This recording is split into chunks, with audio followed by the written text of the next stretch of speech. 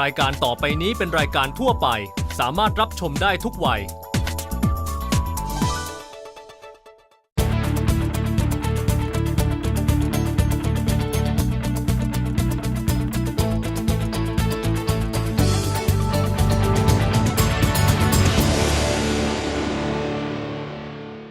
สนับสนุนโดยแลกเงินด้วยบัตรเครดิตกสิกรไทยเที่ยวก่อนจ่ายทีหลังไม่มีค่าธรรมเนียมผ่อนชำระได้จากธนาคารกสิกรไทยสวัสดีค่ะมองเรามองโลกวันนี้เป็นบทสัมภาษณ์พิเศษคุณฟรองซัวพีนาอดีตกัปตันทีมชาติรักบี้ประเทศแอฟริกาใต้ผู้มีส่วนสำคัญในการช่วยอดีตประธานาธิบดีเนลสันแมนเดลาสร้างความปรองดองระหว่างคนผิวขาวกับคนผิวดำซึ่งแตกแยกกันมานานได้สำเร็จคุณฟรองโซปีนาเดินทางมาประเทศไทยเพื่อพูดสร้างแรงบันดาลใจตามคำเชิญของสมาคมการจัดการธุรกิจแห่งประเทศไทยหรือ TMA ดิฉันได้พูดคุยกับคุณฟรองโซปีนาเกี่ยวกับเรื่องราวและความรู้สึกในช่วงประวัติศาสตร์ที่สำคัญอย่างยิ่งของแอฟริกาใต้รวมถึงมุมมองของเขาต่อรัฐบุรุษเนลสันแมนเดลาค่ะฟรองซัวพีนาวัย 49 ปีเกิดเมื่อวันที่ 2 มกราคม ปี 1967เขาเป็นลูกชายคนโตของครอบครัวคนผิวขาวที่แอฟริกาใต้พีนาได้รับทุนการศึกษาด้านกีฬาจากมหาวิทยาลัยแรนด์แอฟริกานส์ซึ่งปัจจุบันคือมหาวิทยาลัยโจฮันเนสเบิร์กเขาจบการศึกษาด้านกฎหมายจากที่นั่นสำหรับเส้นทางด้านอาชีพกีฬาของเขาในปี 1989 พีนาได้เข้าร่วมทีมรักบี้ของจังหวัดทรานส์บาลและสร้างความสำเร็จอย่างมากให้กับทีมต่อมาในปี 1993 พีนาได้เข้าร่วมทีม Springboks ซึ่งเป็นทีมชาติรักบี้ของแอฟริกาใต้ในฐานะกัปตันทีมพีนานำทีมคว้าชัยชนะมากมาย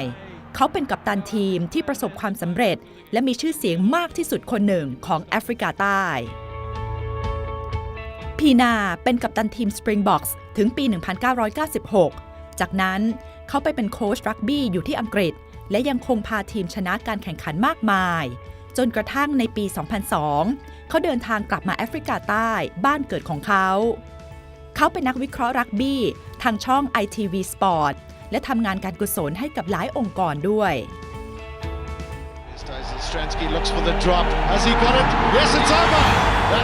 ผลงานชิ้นสำคัญของพีนา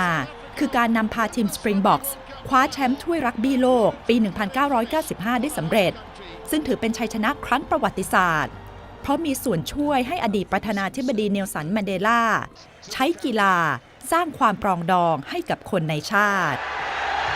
There it is. Francois Pienaar.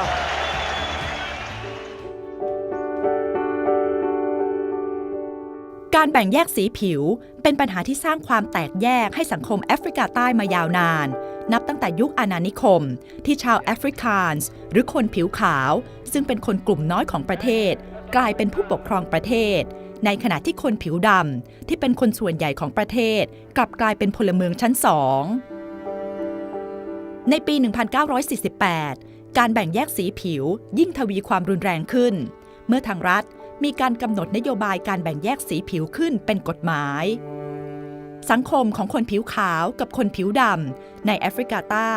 ถูกแบ่งแยกกันอย่างเด็ดขาด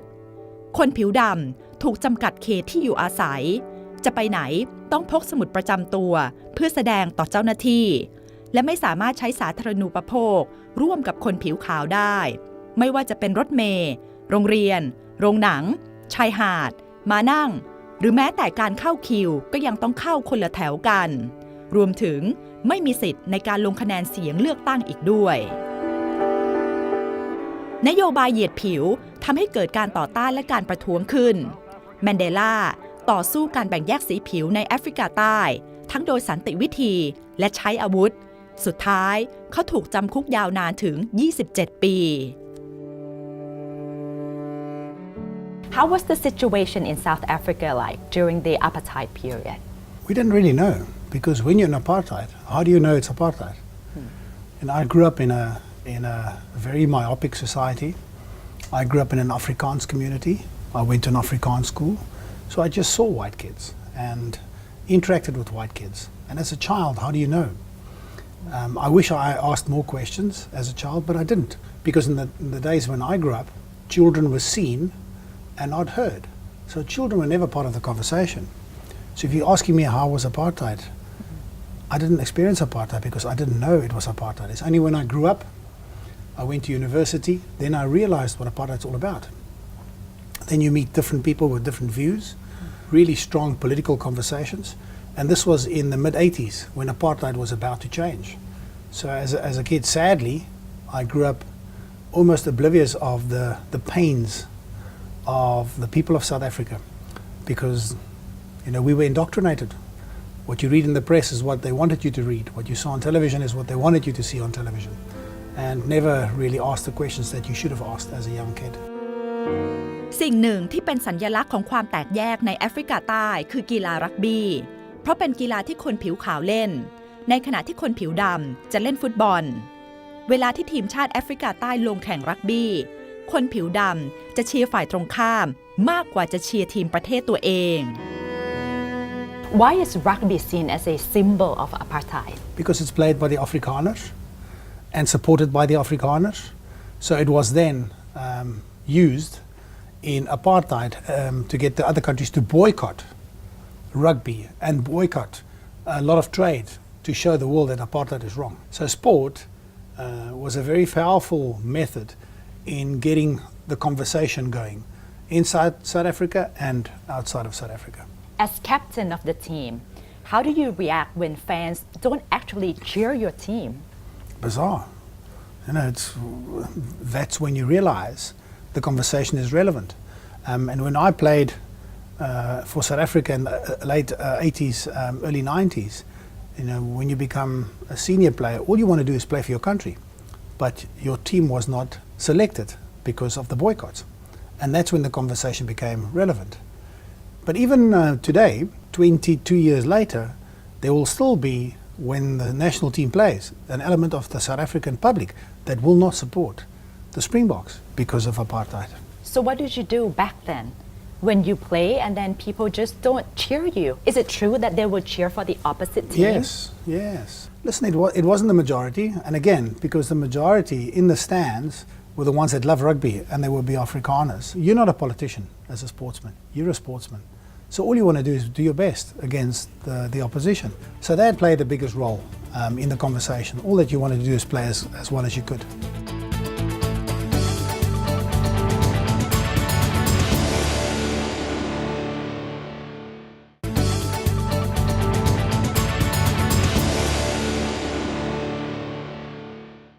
There's Mr. Mandela. หลังจากที่ถูกจำคุกยาวนานถึง 27 ปี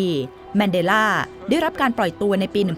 1990 เนื่องจากแรงกดดันจากการคว่ำบาตรของสหประชาชาติและประเทศสมาชิกรวมถึงการต่อต้านภายในประเทศในปี 1994 มีการจัดการเลือกตั้งโดยที่คนผิวดำมีสิทธิ์ออกเสียงเลือกตั้งแมนเดลาได้รับการเลือกตั้งให้เป็นประธานาธิบดีโดยพรรค ANC ของเขาเป็นพรรคแกนนำรัฐบาลเมื่อเนลสันแมนเดลาขึ้นมาเป็นประธานาธิบดีคนผิวขาวต่างรู้สึกหวาดกลัวที่จะโดนแก้แค้นแต่แมนเดลากลับทิ้งความเจ็บแค้นและเรียกร้องให้คนผิวขาวและคนผิวดำปรองดองกันเพื่อสร้างความสามัคคีในชาติโดยใช้การให้อภัยเป็นวิถีแห่งการปรองดอง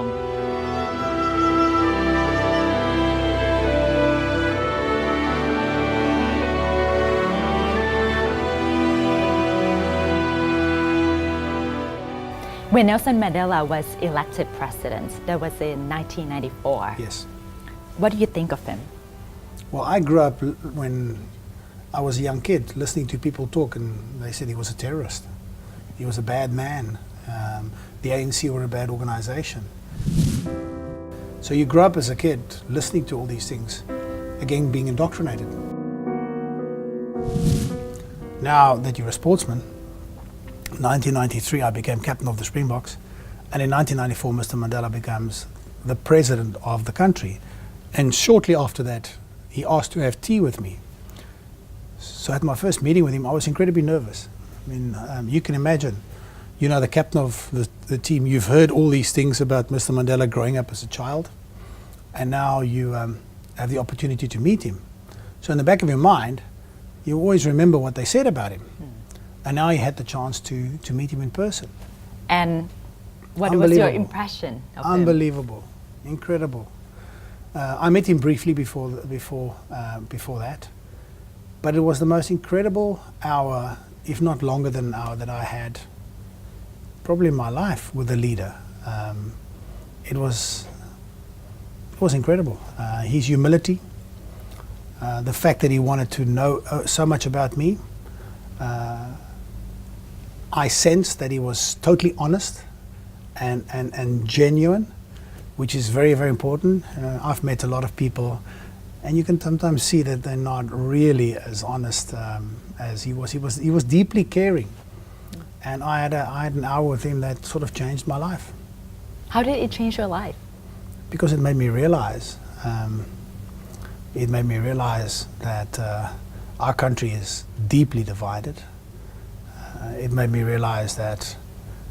how I grew up was wrong, and the stories I was told as a youngster were the wrong stories, and that it made me also feel different. People asked me after I met Mr. Mandela, how did you feel? And I said, I can't really. Well, they asked me, what did you think? I can't remember thinking anything, but I remember what I felt. And there's two things. I felt that I was in the presence of a wise and caring man, and I felt safe. I felt safe because of that. Were you surprised that he didn't seek revenge or he Yes. doesn't display anger Yes. at all? Yes, incredible. Incredible how selfless he was as a leader. Because being in jail for 27 years and telling me the stories that he told me what happened when he was in jail, when he got the chance to become a leader, he became the leader, he had forgiveness in his heart. That's incredible. Would I have done the same if I was him? I don't think so. Probably not, you know. So, no, he's an incredible leader. หลังจากที่เนลสัน มันเดลาได้ขึ้นมาเป็นประธานาธิบดีอำนาจในการปกครองได้เปลี่ยนจากคนผิวขาวมาเป็นคนผิวดำทำให้มีเสียงเรียกร้องให้ยุบทีม Springboks ทีมรักบี้ทีมชาติเพราะเป็นสัญลักษณ์ของกีฬาคนผิวขาวแต่แมนเดลาไม่ต้องการแก้แค้นเขาเลือกที่จะคงรักษาทีม Springboks ไว้และมีวิสัยทัศน์ว่ากีฬารักบี้จะสามารถสร้างความปรองดองให้กับประเทศได้แมนเดลาใช้โอกาสที่แอฟริกาใต้ได้เป็นเจ้าภาพจัดการแข่งขันรักบี้ชิงแชมป์โลกในปี 1995 ในการสร้างความเป็นหนึ่งเดียวเขาได้เชิญฟรองซัวพีนากัปตันทีมชาติมาพบปะพูดคุยแสดงมิตรไมตรีเพื่อเป็นตัวอย่างให้เห็นว่าทีม Springboks เป็นตัวแทนของชาวแอฟริกาใต้ทุกคน Did you realize then what he actually wanted you to do, help him unite the country? I think that's become more of a Hollywood story. He realized the importance of rugby because it was played in the Afrikaans, white communities. He realized that there's a love and a passion for the sport. And he realized that if he gets everybody to embrace that sport, it'll have an effect. And it'll build a nation. We never spoke about the World Cup and playing in the Rugby World Cup when I met him for the first time. We actually didn't speak about rugby as much. But thinking about this after the fact is he was very wise in realizing the importance of sport in the wider context of society to get people to support each and every player in each and every team will unite the country like nothing else.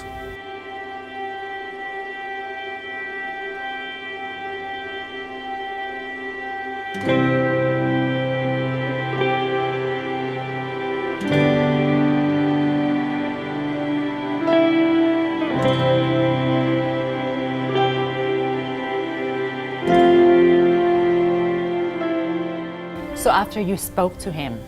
in '94, you had a mission to do? Do you think Not because you of have that. something? No. Not because of that. We had a mission, and the mission was to try and win the Rugby World Cup. We didn't realize the effect it would have on South Africa. And I'm actually I'm glad that we didn't understand the effect because the pressure might have been too big. So we had a mission as a team, and our mission was to be the first ever team to win the Rugby World Cup. So our focus was rugby. It wasn't anything but that. But as the Rugby World Cup came closer, we wanted it to do that for everybody in South Africa. So we came up with a slogan, one team, one country. And the whole team believed in that. The whole team believed that if we do well, it'll be great for South Africa. The degrees of effect it had on our country, nobody in their wildest dreams could have imagined how profound that sporting event would be to unite South Africa for the first time in its history. Forward, but that's it. South Africa have won the World Cup.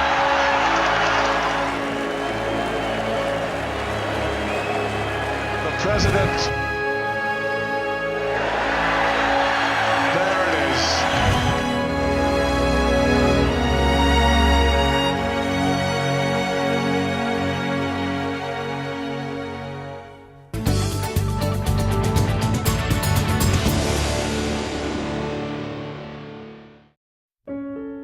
ก่อนที่จะถึงนัดชิงชนะเลิศทีม Springboks ได้นั่งเรือเฟอร์รี่ไปเกาะร็อบเบนซึ่งเคยเป็นที่กักขังเนลสันแมนเดลานานถึง 18 ปี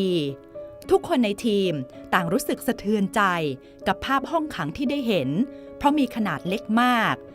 2.4 คูณ 2.1 เมตรเท่านั้น And Springboks actually went to Robben Island before the game? After the opening game. So after we played Australia and we beat Australia, the whole team on the Sunday went to Robben Island for the first time. Incredibly emotional. Everybody walked into Mr. Mandela's cell, and I was the last person to walk into his cell. And when I walked into his cell, I became very emotional because I realized that that man was in that cell for 17 years. And it's a small cell. If I stuck out my hands, I could touch the wall. And he came out with forgiveness in his heart. And the tears rolled down my cheeks. It was just a profound moment for me. And it had a profound effect on the players. Incredible effect. Can you imagine that happening? So, yeah, we went to Robben Island right after the opening match.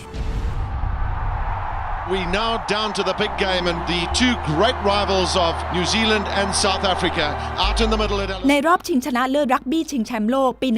1995 ระหว่างแอฟริกาใต้กับนิวซีแลนด์การแข่งขันเป็นไปอย่างดุเดือดสุดท้ายแอฟริกาใต้สามารถเอาชนะนิวซีแลนด์ด้วยคะแนน 15-12 วินาทีแห่งชัยชนะนั้นดังกึกก้องไปด้วยเสียงโห่ร้องยินดีของชาวแอฟริกาใต้ไม่ว่าจะสีผิวใดก็ตาม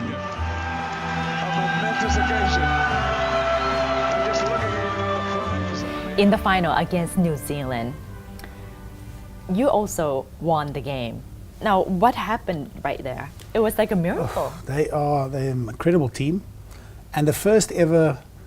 global rugby superstar was born in 1995, Jonah Lomu. He played for the New Zealand team and he was incredible. I mean, he was, as an athlete, for us it was important that we stop him from scoring tries. Then we knew we had a chance. But we were confident that we could beat them because the year before, 94, we toured New Zealand and we had mixed success. And in 93, we had success against New Zealand sides. So it wasn't as if it was foreign to us. We have beaten them before. But we knew that in that final, we had to do everything right. And it was a magnificent game. It was just an epic match that they could have won. We could have won before extra time.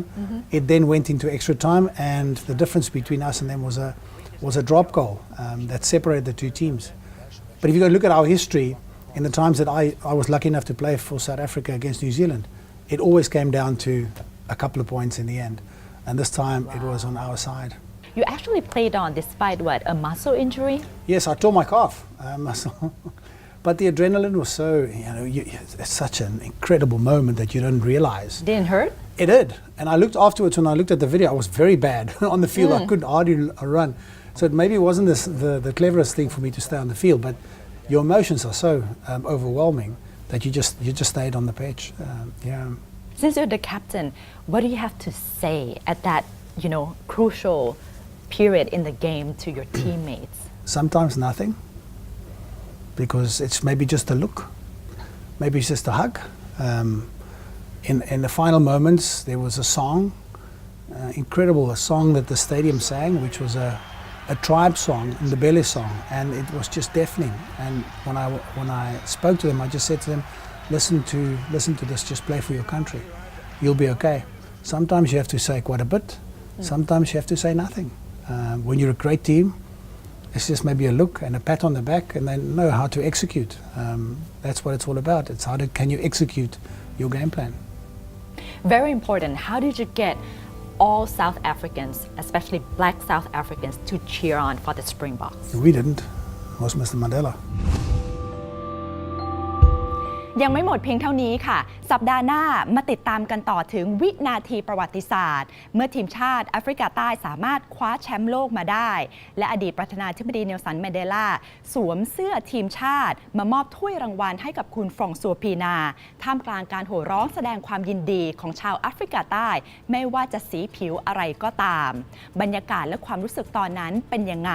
ทำไมกีฬาถึงสร้างความปรองดองในชาติได้สัปดาห์หน้ามาฟังคุณฟรองซัวปีนากันต่อค่ะสำหรับวันนี้สวัสดีค่ะ